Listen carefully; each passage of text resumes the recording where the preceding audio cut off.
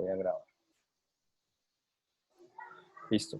Ya estamos grabando la conferencia.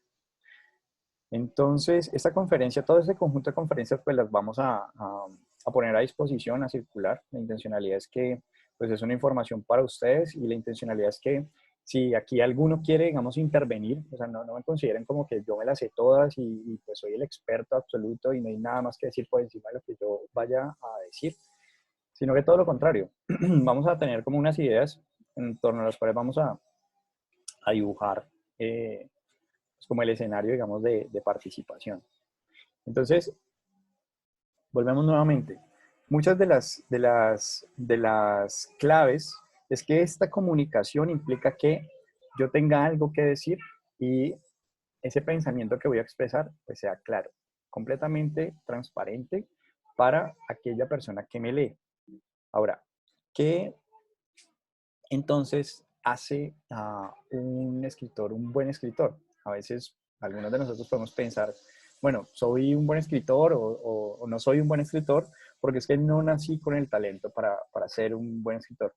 No, es que no tomo lo suficiente, no consumo sustancias psicoactivas lo suficiente que no me permiten entonces pues escribir adecuadamente. O no, se requiere, digamos, muchos años de participar en clases de humanidades, es una persona que lee demasiado, es una persona que escribe demasiado, que le han enseñado mucho tiempo eh, el arte mágico de la escritura y realmente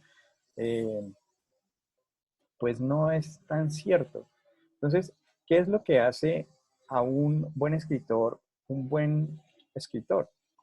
Bueno, pues en suma, un buen escritor es bueno porque tiene algo que decir, o sea, tiene un mensaje supremamente claro y a veces uno de los principales problemas que encontramos al leer a nuestros estudiantes cuando construyen párrafos es que no entendemos qué quieren decir. Y muchas veces es porque el estudiante no tiene claro qué es lo que quiere decir. Por lo tanto, un buen escritor es bueno porque tiene claro qué es lo que quiere decir. Eso que quiere decir lo expresa de una manera lógica. Ahorita más adelante vamos a precisar cada uno de estos puntos. Esa organización lógica implica que hay una secuencia que puede ser organizada por tiempo, primero, segundo, tercero, pero también en términos de cómo yo presento las evidencias, los datos, para soportar esta idea que estoy, o este mensaje que quiero decir. Y estas reglas de estilo simples que vamos a mirar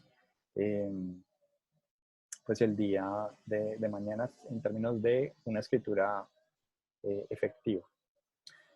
Y lo interesante de todo esto es porque, pues creo que por eso también estamos todos aquí, es porque podemos aprender a escribir bien. Y eso digamos que es un aspecto supremamente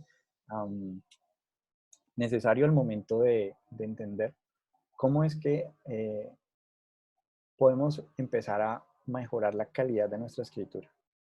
Entonces, vamos a mirar que hay unas características. Normalmente, algo que, por ejemplo, a mí particularmente me sorprendió cuando empecé a tomar cursos de escritura científica, fue que a mí me enseñaron en la universidad que la escritura científica normalmente se escribía en tercera persona.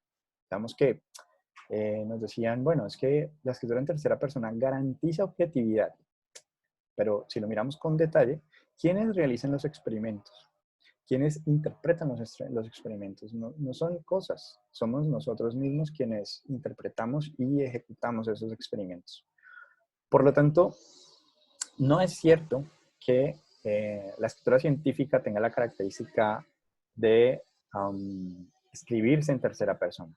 Por lo tanto, si nos devolvemos un poco, vamos a decir que la escritura científica va siempre a explicitar un argumento, una posición o un mensaje del autor. Aquí tratamos de manera indistinta, ¿vale? Argumento, posición y mensaje. Pero, ¿qué entendemos por argumento, posición y mensaje? Lo primero que tenemos que tener en cuenta es que no hay consenso sobre aquello que el escritor está tratando de plantear. Es decir, existen diferentes alternativas de interpretación respecto a algo. Ejemplo, em, la cuarentena, que se termine el 27 de abril, ¿sí o no? No hay consenso aún, ¿vale? No hay consenso aún, hay diferentes posiciones. Por lo tanto, un argumento o un mensaje es así porque aquello sobre lo que va a discutir, aquello sobre lo que se va a plantear esa idea, no hay un consenso. Eso es un primer aspecto, digamos, importante. No hay consenso en la comunidad científica sobre algo en particular. Bien, pues yo voy a poner mi posición, voy a llenar cuál es la forma en que creo que podríamos llegar a un consenso, ¿vale? ¿Cuál es la forma en la que podríamos interpretar ese vacío? ¿Cómo haríamos para entender, eh, digamos, esta manera? Algunos dirán, bueno, yo respecto al 27 de abril, mi posición es que no debería levantarse, digamos, el aislamiento social, eh, porque no tenemos suficientes datos, suficientes pruebas que nos permitan tomar decisiones. Vamos ciegas, porque tomamos a veces en términos absolutos y no en términos relativos, digamos, los datos, digamos, de letalidad e inmortalidad y datos de contagiados y demás. Entonces, ¿qué es muy importante aquí a tener en cuenta? Pues, primero, que el argumento, la posición o mensaje del autor, pues es realmente la forma en que el autor llena ese vacío o llena eso que no hay consenso. Y lo llena de la siguiente manera, lo llena de una manera. Y entonces aquí nos vamos a este aspecto que tenemos aquí en la cuarta fila, y es que lo llena de una manera precisa, breve y clara. ¿Eso qué significa? Que yo puedo tener un argumento respecto, por ejemplo, en mi campo de conocimiento, la depresión. Eh, si yo hablo de la depresión, tengo un tema, pero no tengo todavía una posición respecto a la depresión. Si yo, por ejemplo, digo que la depresión se debe a factores biológicos, pues ahí tengo un argumento, pero es un argumento que le falta precisión. ¿Por qué le falta precisión? Porque sería mucho mejor que yo explicitara qué aspecto de lo biológico es lo que yo considero que está asociado con la depresión. En ese orden de ideas, eh, todo lo que nosotros vamos a indicar es que vamos a distanciarnos de la forma en que nosotros hablamos para cuando nos sentamos a escribir de manera científica, nosotros no podemos, por ejemplo, decir, bueno, esta idea yo la puedo decir de manera mucho más breve. Digamos que esta idea la expresé en 100 palabras, ¿podría expresarla en menos? Eso sería casi que la intencionalidad también de una característica de la escritura científica. Tiende a ser corta. Por lo tanto, introducciones de 3, 4, 5, 6 páginas no van a ser nunca aceptadas, al menos no en publicaciones SJR. ¿Por qué las publicaciones SJR tratan de que la ciencia pueda ser casi que impactar, pueda ser citado uno? Y en ese orden de ideas, nosotros pues tenemos, o nuestros lectores principalmente, que son quienes nos hacen famosos, eh, pues realmente no leen desde el principio hasta el final. Eso no sucede, sino que hacen una lectura más del orden de título, tablas, y si llama la atención, resumen y fin. Si llama la atención, ya se empieza a leer. Pero, ¿qué tendríamos nosotros que hacer? Pues empezar a ser breves en términos de expresar nuestras ideas. ¿Puedo esta idea expresarla en menos palabras? Sí. Y aquí es importante que siempre la respuesta será sí. Solamente que nos faltará tiempo. O sea, yo podría expresar una idea mucho más breve siempre que cuando tenga tiempo. A veces tenemos, y los estudiantes y los profesores sabemos, que nos falta muchas veces es tiempo. Tiempo para poder expresar mejor nuestras ideas, para poder ser mucho más breves, para poder ser mucho más precisos. Pero el aspecto, digamos, clave y fundamental es que si nos quedamos en términos de ser perfectos, nunca escribiremos. Aquí lo que vamos a promover va a ser es la productividad, no tanto la, eh, perfección. Entonces, esta escritura del argumento tiene esa característica de que yo tengo una posición clara, precisa, breve, respecto a un tema que no hay consenso, respecto a algo que no hay consenso, y yo voy a través de mi mensaje, de mi idea, voy a poder entonces indicarle al lector cómo pensar. Nosotros cuando escribimos de forma científica no estamos indicando cómo hacer las cosas. Sí estamos indicando formas de pensar. O sea, nosotros cuando escribimos un artículo no estamos diciendo, oye, que empiece entonces a haber entonces aislamiento social obligatorio. Esas son maneras ya de hacer. Estamos buscando que cambie la manera de pensar respecto al virus y respecto a la pandemia. Entonces, ¿qué sucede también aquí, digamos, importante? Lo voy a...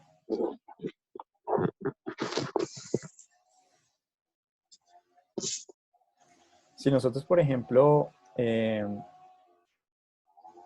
perdón, si nosotros, por ejemplo, decimos que cuando escribimos de manera científica lo estamos haciendo para impactar la política pública, para, bueno, todo ese tipo de cosas, digamos que ya se salen de las manos del autor. Nosotros sí, está en nuestras manos es indicar, con base en los hechos, con base en los datos, con base en la evidencia, eh, lo que creemos que interpretamos a partir de ellos. O sea, los datos sugieren que lo que nosotros creemos que los datos sugieren es, ¿bien? Pero no podemos llegar entonces a directamente a que a partir de ahí se derive una política pública. Podríamos ser citados en una política pública, sí, pero nuevamente lo que nosotros hacemos con nuestros argumentos, nuestras posiciones, es invitar a otros a que piensen como nosotros. Invitar a otros, casi que es un acto de seducción. El argumento es conquistar a nuestros lectores para que asuman la posición que nosotros estamos asumiendo con respecto a esto que todavía no hay consenso. Porque pues, si yo, por ejemplo, digamos que digo que no tomar agua causa la muerte, pues obvio que ya eso causa la muerte, que podemos estar en riesgo de morir si no tomamos agua. Por lo tanto, pues una tesis, una posición ahí, pues sería aburrida de leer. No tendría, digamos, ningún sentido. Entonces, por lo tanto, nuestros argumentos tienen esa característica de tener un mensaje preciso, claro, breve, respecto a algo que no está claro, respecto a algo que no está todavía cerrado, y además lo vamos a hacer presentando, presentando las mejores evidencias en mi área de conocimiento. Es decir, mi comportamiento al momento de yo presentar mi argumento, mi posición y mi mensaje, lo voy a hacer en términos de una voz activa. ¿Qué significa una voz activa? No es lo mismo, por ejemplo, en el caso, solamente utilizamos voz pasiva, normalmente, ¿vale? En el apartado de los métodos. Es decir, se realizó. Pero voz activa sería cuando nosotros decimos realizamos. Por lo tanto, nosotros hicimos es hacernos cargo de los argumentos y del mensaje que nosotros estamos asumiendo en el texto. Por lo tanto, la escritura científica casi que siempre se escribe en voz activa, a menos que la norma de los autores, es decir, la norma para autores de la revista a la cual queremos publicar, nos dice que se escribe en voz pasiva, es decir, en tercera persona. ¿Qué significa entonces todo esto? Pues que si yo me estoy haciendo cargo de mi posición, entonces toda mi escritura en prosa va a estar diciendo qué es lo que yo creo, qué evidencias entiendo, qué interpreto de esas evidencias y sobre todo me voy a comportar entonces como un abogado que lo que hace es mostrar, bueno, cuáles son las mejores evidencias que permiten que yo diga que la depresión se da por estas causas. ¿Qué evidencias encuentro en mi área de conocimiento que permite soportar mi posición? Por lo tanto, ¿Cómo se configura, por decirlo así, un argumento? Pues un argumento va a tener la posición explícita, del autor respecto a eso que no está claro, pero va a ir acompañado de las evidencias que soportan esa posición. La escritura científica, por lo tanto, no es un acto de fe. La escritura científica es casi que ver para creer. Entonces, ponemos las evidencias, las acompañamos y decimos, bueno, ¿cuál es la mejor evidencia con la que voy a empezar para señalar la interpretación que yo voy a tomar? Aquí es importante considerar es que nosotros no vamos a presentar, digamos, evidencias como lo haría, por ejemplo, digamos que un investigador. Un investigador lo que hace es decir, va recolectando datos, pero no los articula en términos de mantener una posición. Digamos que él dice simplemente, la invitación, ¿cuál es?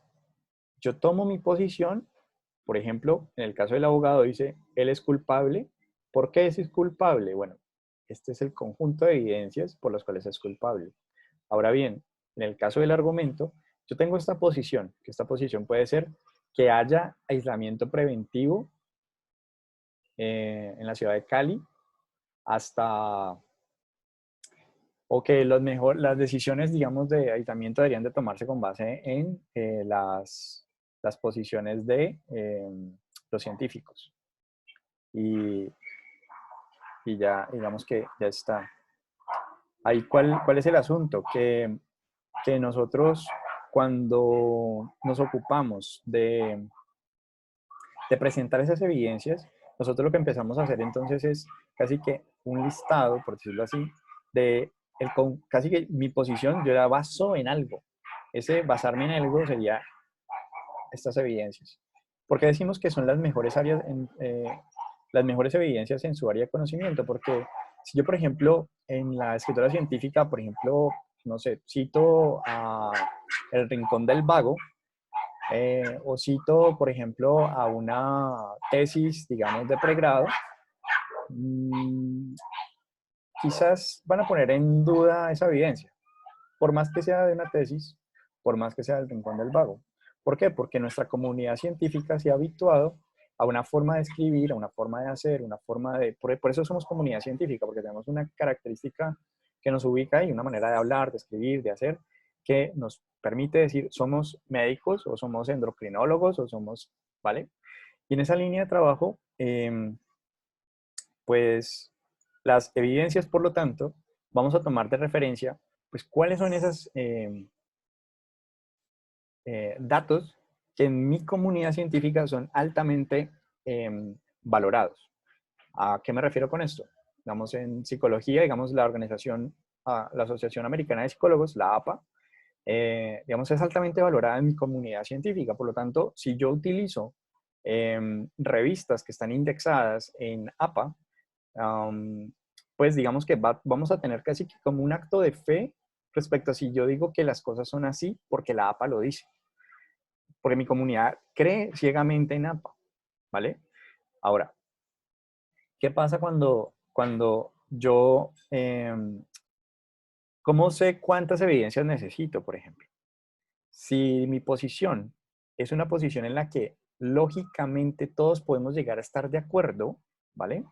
Voy a necesitar menos evidencias para soportar ese mensaje que estoy dando o ese argumento que estoy dando.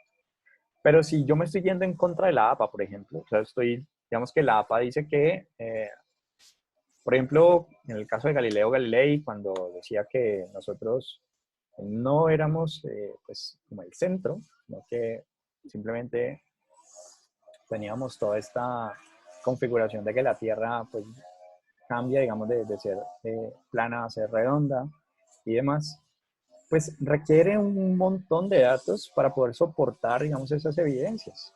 La teoría de la relatividad, por ejemplo, de Einstein, pues también, digamos, que nos lleva a pensar también cómo hay una teoría que requiere datos para ser constatada, datos que tardíamente, con el desarrollo tecnológico posterior, fueron constatados.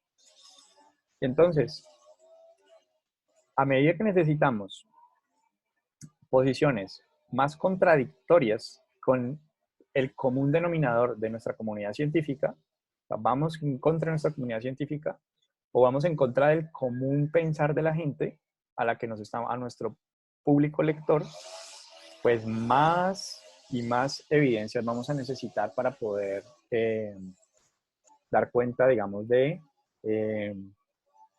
esta posición.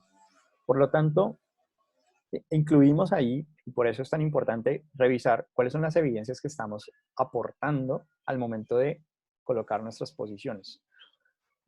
Porque si son defectuosas esas evidencias, pues nuestra posición se va a caer.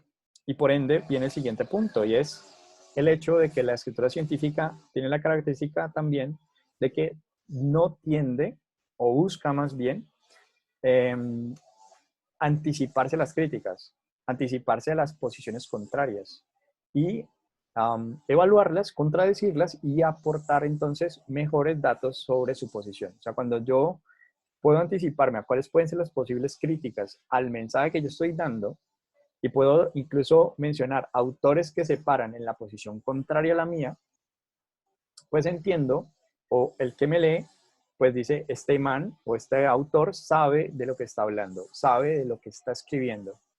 Eh, y por lo tanto, entonces, aprovecha esa oportunidad para fortalecer su argumento, no elude la crítica.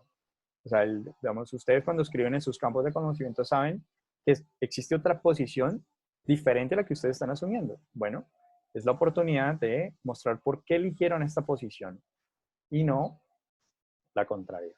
Y eso, digamos, que permite entonces indicar qué sabemos respecto al tema, qué no sabemos respecto al tema y por ende por qué es importante este paper, este manuscrito que estamos escribiendo. Ahora, todo lo presentamos de manera lógica. ¿Eso qué significa? Que nosotros, pues al momento de construir nuestras evidencias, también nosotros entendemos entonces que yo no puedo decir, por lo tanto, A, si no he presentado las evidencias que llevan a A. Si yo, por ejemplo, tengo una secuencia, digamos, en la que, por ejemplo, eh, tengo algo como, algo como eh, A, entonces B, significa que si yo llego a la conclusión de B, es porque he presentado la información de A. Si yo no he presentado la información de A, casi que carece de lógica el argumento. Es algo así como yo decir que como hay maltrato hacia la mujer, entonces todos los hombres son maltratadores. Por lo tanto, no podemos hablar en términos absolutos tampoco, sino que tenemos que matizar nuestros argumentos, matizar de forma que el lector entienda la lógica que hay o que subsiste detrás de la construcción que yo estoy haciendo. ¿Vale? En esencia, por lo tanto, ¿por qué hablamos de escritura científica? Porque la escritura científica es la forma de escritura que circula en las revistas en las cuales nuestra comunidad científica se mueve. Y por lo tanto, cuando hacemos comunicación científica, lo que estamos haciendo es generando papers, generando eh, medios de participación en los que, por ejemplo, voy a un congreso y ahí pues doy cuenta de mi actividad científica. Pero el medio, digamos, casi que privilegiado para divulgar la información es la revista científica. Por lo tanto, lo que vamos a ver a lo largo de estas semanas es entender que no podemos nosotros continuar, digamos, en la misma lógica de cómo venimos escribiendo, sino entender que la escritura científica tiene estas características en términos casi que principales. Pero en términos centrales, la La idea con todo esto es que siempre tengamos algo que decir, lo presentemos de manera lógica y tengamos unas reglas de estilo. Esas reglas de estilo pues van a ser las que vamos a ver el día de mañana, eh, pero este punto, o sea, cómo digamos que organizamos la secuencia. La secuencia, digamos que está pensada para que dure una hora eh, y podamos resolver algunas inquietudes. Entonces, en este momento, pues voy a habilitar lo que son micrófonos para que pues, los que quieran, digamos, hacer alguna pregunta respecto a lo que es la escritura científica, digamos que podamos precisarlo. Entender que existe una diferencia entre escritura científica y comunicación científica. La escritura científica sería la que nosotros tenemos al momento de pensar en publicar un manuscrito, en enviarlo a una revista. Cuando ya lo ponemos en términos del formato de la revista y aparece en la revista publicado, ahí tenemos comunicación científica. Pero cuando la universidad, por ejemplo, a través de la DGI envía un comunicado en el que dice, la profesora Alexandra Zapata acaba de publicar su más reciente investigación en la revista Science o eh, cualquiera, y los puntos centrales de esta revista, de esa investigación son tal, tal, y lo trata de bajar, trata de quitarle la jerga, digamos, especializada, y trata de bajarlo, digamos, a que la gente la conozca, conozca esa investigación. Estamos hablando de divulgación científica. Entonces, escritura científica tiene estas características principales y lo que vamos a ver el día de mañana, pues está relacionado entonces con la escritura científica efectiva. O sea, ¿cómo hacemos para expresar nuestras ideas de una manera mucho más clara, mucho más precisa, mucho más breve? Eh, y aquí digamos que es casi como volvernos nuevamente como a escribir un poco. Y luego lo que vamos a ver el día miércoles, pues está relacionado es con lo que tiene que ver con cómo componemos el artículo, o sea, qué va en la introducción, qué va en cada uno de los apartados, cuáles son los tiempos verbales que utilizamos, por dónde empezamos el manuscrito, cuánto porcentaje, digamos, que tenemos que destinarle de tiempo a cada apartado. Ese tipo de, digamos, de tips, de detalles, o sea, está pensado mucho en términos de tips, en términos de brevedad, cosa que lo que quieran, digamos, desplegar más, pues lo puedan continuar ustedes en su formación. Voy a dar también al final, digamos, lugares en los cuales ustedes se pueden, digamos, formar, o sea, de forma gratuita en esto también. La única desventaja es que están en inglés. Por eso también, digamos que la decisión de poder como coger todo eso y ponerlo en un discurso coherente pues para todos y que vayamos desarrollando las etapas. ¿Cuál es la invitación? Que ustedes en estos momentos tengan manuscritos para trabajar en ellos. O sea, que lo que vamos viendo lo vayan aplicando en su manuscrito. Entonces, por ejemplo, revisen en su manuscrito cuál es el mensaje o el argumento que tienen en ese manuscrito. Si es claro, o sea, si está eh, expresado de manera explícita o al lector le toca inferirlo, le toca como adivinar qué fue lo que usted quiere defender, qué es lo que usted quiere decir. Eh, puede tener mejores evidencias, puede presentarlo de una manera mucho más lógica, puede, es un pensamiento dogmático, o sea, solo su posición y la de nadie más, o usted también incluye en la discusión a sus arquetipos, sus archienemigos, los que van en contra de su posición, y los debate y los, digamos, explicita. ¿Vale? Eso es algo que es como clave, ¿vale? Lo que se espera es que llegado el día, digamos, viernes, podamos tener una idea, digamos, de cuál es la revista a la que vamos a enviar, qué necesita mi manuscrito mejorar para incluir también lo que tiene que ver con la traducción. O sea, todos los que están aquí, en estos momentos somos 55 participantes, pues que cada uno de estos participantes pues pueda trabajar sobre su manuscrito y pues enviarlo a este correo, Historia Editorial Salud, para que a vuelta de correo, digamos que se le envíen dos cosas. Una carta en la que,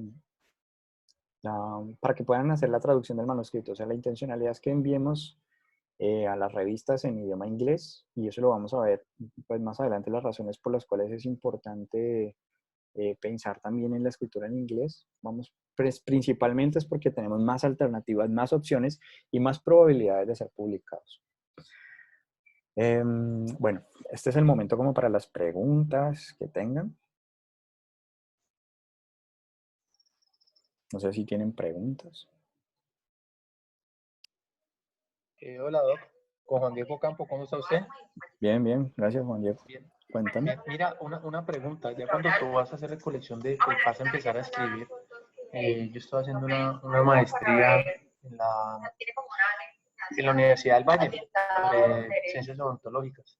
Nosotros nos hacen hacer como una recolección de datos o recolección de información con una pregunta pico y toda esa vaina antes de empezar a escribir. ¿Tú qué opinas de eso? ¿Cómo lo organizas tú cuando empiezas a recolectar como toda información de PubMed o Scopus o toda esa vaina? Organizar una fórmula que me da para yo poder organizar mi escritura como tal. No sé tú cómo lo organizas o cómo lo haces. Ya nos dan es como hacer una ecuación en Excel y Ujú, empezar a escoger los artículos de acuerdo a su relevancia. ujú. Que pienso que es como lo más importante cuando tú arrancas una escritura, porque uno arranca, o como tú arrancas con el estudiante, uno coge y le tira un mundo de artículos o los pasa, pero el estudiante queda como en el aire. Entonces, me gustaría como ese paso a paso tuyo, tú cómo lo haces o cómo lo recomiendas o qué es como lo Ok. más indicado. Sí, pues mira que pues eso nosotros lo vamos a abordar básicamente como el día, como miércoles, jueves más o menos, en el que, no, más que nada miércoles, que es el día en el que vamos a revisar, digamos, como los distintos protocolos y digamos que cuando nosotros escribimos, uno puede tratar de pensar siempre es que como el aspecto, digamos, como clave, es que tú trates de hacer como un diagrama, por decirlo así, de trabajo, una guía de flujo que te permita, o sea, antes de escribir, básicamente que tú tengas claro cuál es como, de qué va a tratar tu manuscrito. eh, y, por ejemplo, tú podrías decir, bueno, yo con la revisión que vas a hacer, pues existen unos protocolos que se siguen para poder hacer, digamos, o revisiones exploratorias, que serían las Scoping Review, o puedes hacer también revisiones sistemáticas de literatura. En ese orden de ideas, básicamente, lo que nosotros, o sea, lo que sugeriría, si yo entiendo, digamos, tu pregunta es, bueno, ¿por dónde empiezo? ¿Vale? ¿Por dónde empiezo con la escritura? Y aquí es importante entonces que tienes unas categorías o unas variables o unas palabras claves sobre las cuales gira tu texto, de las cuales no te mueves y en torno a las cuales hay una posición. Entonces, eh, ¿cuál es la intencionalidad para escribir, digamos, digamos, en tu maestría, digamos que me imagino que vas a escribir lo que es el estado del arte? Em, Como esas referencias teóricas y demás. De ahí puede salir un paper, o sea, tú puedes, digamos sacar un artículo por ese ejercicio que vas a hacer de revisión. Entonces, tú vas a tener unas preguntas que le vas a hacer a la literatura, que son las que al responderse eh, se pueden organizar en términos de que tú pongas las diferentes respuestas que das a las preguntas una vez has leído. Entonces tú puedes decir, bueno, yo voy a organizar estas ideas en función de las diferentes aproximaciones teóricas que existen en torno a esta variable o en torno a esta categoría. Em, Puedo también hacerlo, bueno, cuáles pueden ser, digamos que los mejores métodos para medir esa variable o esa categoría. Y entonces aquí, ¿qué es lo interesante de construir en la escritura? Que tú no eludas, digamos, el hecho de que conoces acerca de lo que estás hablando. Entonces, que tú puedas mostrar, por ejemplo, que existe, no hay un común acuerdo respecto a cómo medir la variable. O no hay un común, pues, ¿por qué? Porque, ¿cuáles son las evidencias que tenés? Pues que de los artículos revisados no hay el mismo instrumento. o que el instrumento utilizado más popular es este. Por lo tanto, el instrumento que vamos a utilizar en esta investigación, en el trabajo de campo, va a ser, es decir, que una cosa es que tú, digamos, que te vayas al apartado de estado del arte para escribirlo y vamos a ocuparnos, por ejemplo, de cómo escribir un artículo científico, o sea, una comunicación científica. Una tesis de maestría sería una comunicación científica. Desde el punto de vista de comunicación científica igual a revista, si se deriva una publicación en revista, sería comunicación científica. Pero sí podría ser una escritura científica tu trabajo de maestría escrito. Pero entonces, ¿en qué nos vamos a centrar aquí? Pues vamos a centrarnos en cómo escribo entonces un artículo de revisión o cómo escribo entonces una scoping review, o sea, una revisión exploratoria o una revisión sistemática o un metaanálisis en función de cómo yo me presupuesto como un alcance para mi trabajo.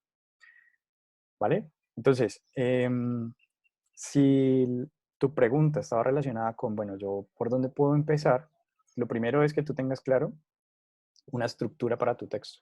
O sea, casi que una columna vertebral. Y con base en eso, entonces tú dices, bueno, argumento o mensaje, y lo puedes hacer en borrador, o sea, no tiene que quedar perfecto. Argumento, mensaje, evidencias. Argumento, mensaje, evidencias. Y luego que tienes como esos rompecabezas, dices, bueno, ¿cuál sería el primer párrafo? ¿Cuál sería el primer mensaje que quiero dar? Y empiezas a organizar de manera lógica, digamos, el texto. Eso, digamos, para la escritura en términos de comunicación científica, para una tesis de maestría, pero en un artículo, digamos que guardamos la misma proporción. Es decir, vamos a mirar cómo podemos parir lo que más nos cuesta, que es una introducción, por ejemplo. ¿Cómo lo podemos hacer más rápido, más breve? Vamos a mirar tips de cómo hacerlo. Entonces, esos tips, por ejemplo, uno de esos tips es que en la introducción primero escribimos el último párrafo. El último párrafo serían las palabras claves o las ideas centrales, los mensajes claves de mi trabajo. Y entonces voy a darme cuenta que si tengo, por ejemplo, 4 ideas claves, entonces necesitaré 4 párrafos. Uno para cada idea central. Y voy a preguntarme entonces cuál de esas ideas voy a presentar primero. Y ese será mi primer párrafo. Y así, ¿vale? Pues como en esa línea. Pero espero haber respondido tu pregunta. No sé si alguien más tiene preguntas. Sí, lo que pasa es lo que tú me dices es bastante acertado, ¿ya? Nosotros, pues, en el momento, como tú hemos conversado en algunas ocasiones en odontología, pues tú ves que uno primero entra a hacer la evidencia, pues, de lo que está en la literatura, como nosotros es más cuantitativo, o sea, llegar a un resultado numérico de algo, ¿sí? Sí, No sí. lo que es experimental. Entonces, pues uno lo que hace primero es la búsqueda de los artículos, que eso es, ¿sabes cuánta literatura hay de eso? Que eso es demasiado lo que hay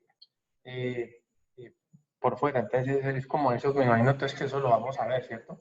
Cómo hacer esa revisión y cómo seleccionar. No sé si de pronto lo tienes Sí, en... vamos a mirar, digamos, los distintos protocolos, pero digamos que por tiempos, pues no nos vamos a detener, no nos vamos a detener En hacerlos y no simplemente nombrarlos. Sí, sí, exactamente, Sí, vamos a... porque mira, lo que ha sido una locura ahora que nos dejó cambiar las monografías, hacer las monografías, las escrituras que estábamos para hacer los trabajos de grabar los muchachos. Y ha sido una locura cambiar todo, experimentar la monografía. Mira que no se escucha muy bien, ¿oíste? ¿Me escucha bien? No, ahí se fue como si estuvieras en voz en off por allá.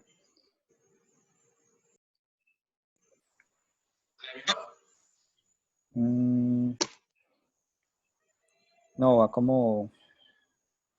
Tengo que echarle una moneda a la...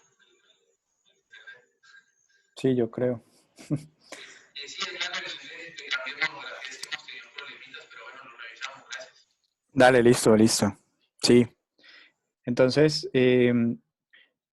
sé si tienen... Alejandro, Sí. ¿Cómo le va? Dolly Aristizábal, Hola, del Dolly. programa de odontología, ¿cómo le va? Bueno, en el proceso que vamos del artículo que estoy pendiente y que pues este va a ser un gran aporte y además eres muy claro, te felicito. Eh, Hay un detalle que me llama la atención porque el caso que yo presento, pues digamos que llamativamente no es muy frecuente en calidad oral y me piden pues como refutar más, discutir más en el artículo. Yo hice lo que más pude porque todo está referido a húmero, a huesos largos y es una lesión que aparece en boca llamativamente poco frecuente, pero que es importante porque puede aparecer en un examen de rutina, pero no encuentro, pues yo voy a empezar a buscar el aplicar con Mendeley es muy bueno porque cuando uno escribe con Mendeley, ellos mismos le empiezan a traer unos artículos, pero todos son de hueso largo. Entonces yo me veo ahí un poquito como detenida. En ese caso, ¿cómo hace uno las discusiones? ¿O eso va para una charla más tarde? Sí, pues ahí digamos que tendríamos que también invertir un poco de tiempo en nuestras estrategias de búsqueda, es decir, de cómo accedemos a la información, porque digamos que no todo, eh, digamos que la información disponible se aloja en Mendeley. Digamos que Mendeley es solo uno de los diferentes repositorios existentes, pero lo importante es saber, por ejemplo, cómo buscamos y sabemos, o sea, tejemos una buena red que nos permita capturar los objetivos que necesitamos, o sea, los artículos que necesitamos atraer y que nos arroje resultados pertinentes. Sí, aunque Entonces, yo he hecho búsquedas también independientes, ¿no? No solamente uh-huh, Mendeley, sino independientes, pero me llama la atención es eso. Y yo, uy, pero me mandan a pedir que yo discuta más y yo, uff, pero ¿cómo hago?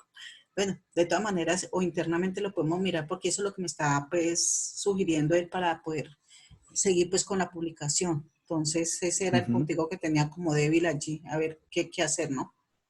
Listo, sí, listo, listo. Igual, Bueno, igual, pues como todo el tiempo nosotros tenemos como, como capacitaciones en torno a el uso, digamos, de las bases de datos, de los gestores bibliográficos, etcétera. ajá, Pues digamos que sí es importante, digamos, como revisar esas estrategias de búsqueda y efectivamente, digamos, entonces, bueno, si efectivamente yo busqué bien y no hay lo suficiente evidencia disponible, entonces, qué otras alternativas tengo? Porque pues en esa misma situación me imagino que se encontraba, eh, pues como mencionábamos anteriormente, Galileo y también sí, Einstein en su momento, o sea, ajá, digamos que son precursores de algo que no estaba. Entonces aquí digamos que opera muy bien el tipo de diseño que tú hayas seleccionado. Si tú dices, bueno, ves que este es un reporte de caso, como reporte de sí. caso es prácticamente único, entonces cómo lo voy a reportar para que sea efectiva la comunicación? Eso también lo vamos a ver el día miércoles. Ah, bueno. Entonces, ¿vale? Bueno, ok, muy amable, gracias por el aporte. Vale. Bueno, chicos. mm, ¿Qué otras preguntas tienen o dejamos aquí como ya para vernos entonces el día de mañana? Y ahorita, ¿qué sigue? Todos los videos pues están siendo grabados y pues yo creo que lo podríamos poner en un canal de YouTube, creo que es más sencillo. Yo pedí que me crearan un curso virtual pues para poder hacer esto, pero bueno, no fue posible, como en términos así de la emergencia y demás, pero bueno, creo que esto es como una estrategia para cumplir con lo que tenemos, de que ustedes puedan no detenerse en lo que estén haciendo. Entonces nos vemos Bueno, el día de mañana, ¿listo? Que estén muy muchas bien. gracias, muy Bueno, amable. vale, Gracias, Alejandro. vale, que estén muy bien. Muchas gracias. Nos vemos mañana. Bueno, vale, que estén muy bien. Hasta luego.